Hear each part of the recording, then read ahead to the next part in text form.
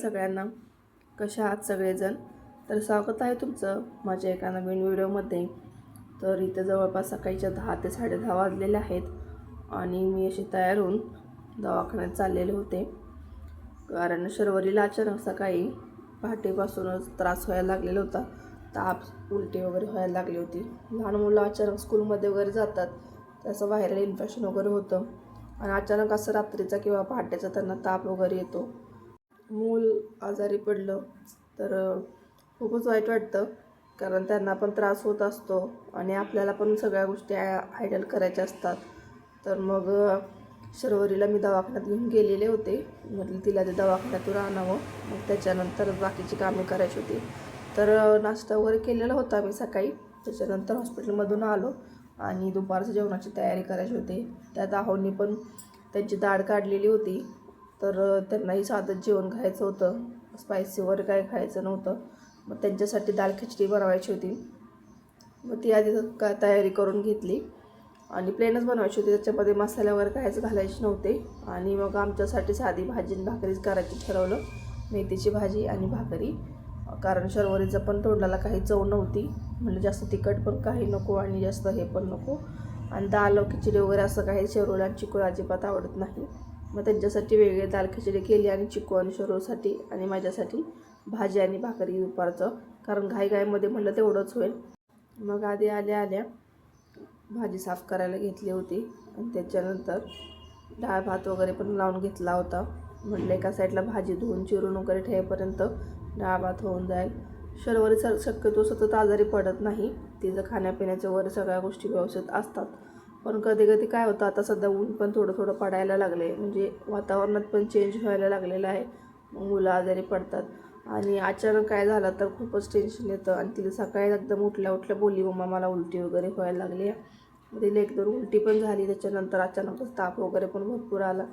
मग तिला म्हटलं आपण दवाखान्यातून येऊ. तिला औषध वगैरे पण द्यायचे होते. आणि त्याच्यानंतर चिकू पण थोडीशी जरा शांतच झाली होती, कारण म्हणतात ना एकमेकांचं व्हायरल होऊ शकतं.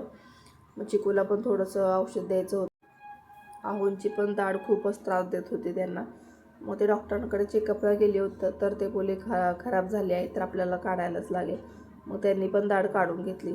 आणि मग त्यांना दाढ काढल्यावरती किती त्रास होतो, मग ते त्यांचं पण दुखायला चालू होतं.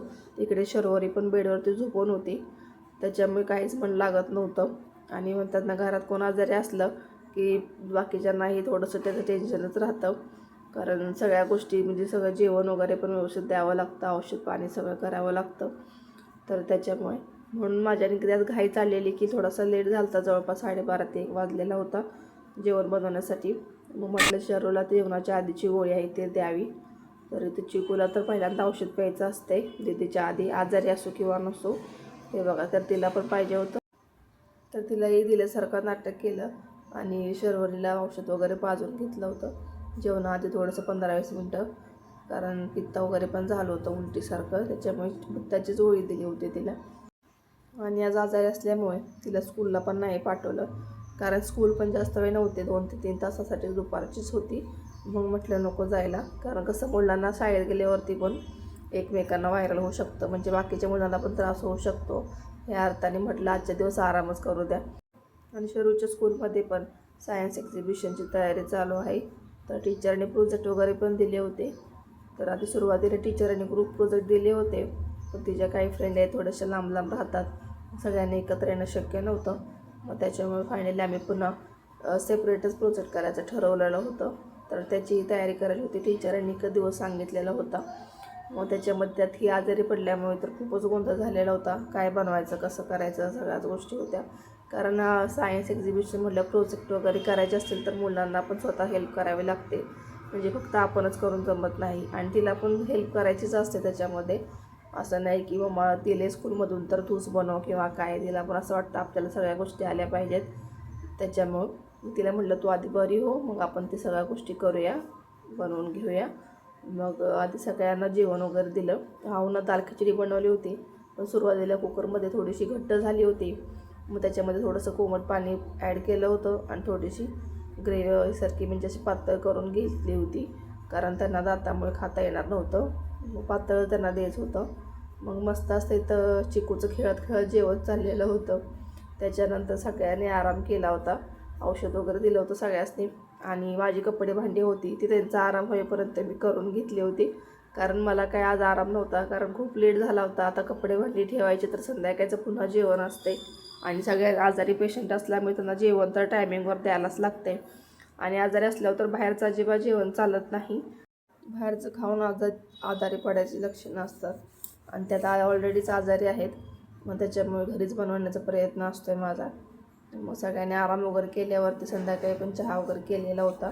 तरी संध्याकाळी लेटच लागले होते जेवण बनवण्यासाठी. तर आधी इथं मी शेवग्याचं सूप बनवायला घेतलेलं होतं, कारण थोडंसं रस्साच बनवायचं होतं, कारण शेवग्याला पण थोडंसं विकनेस होता. तर असं मुलं पातळ भाज्या वगैरे खात नाहीत. मग शेवग्या शेंगा थोड्या होत्या, मग त्याच्यामध्ये डाळ वगैरे घालून थोडं जास्त सूप बनवलेलं होतं आणि छान झालेलं होतं. मिठाचंच होतं, जास्त तिखट स्पायसी याच्यामध्ये मी काहीच घातलेलं नव्हतं.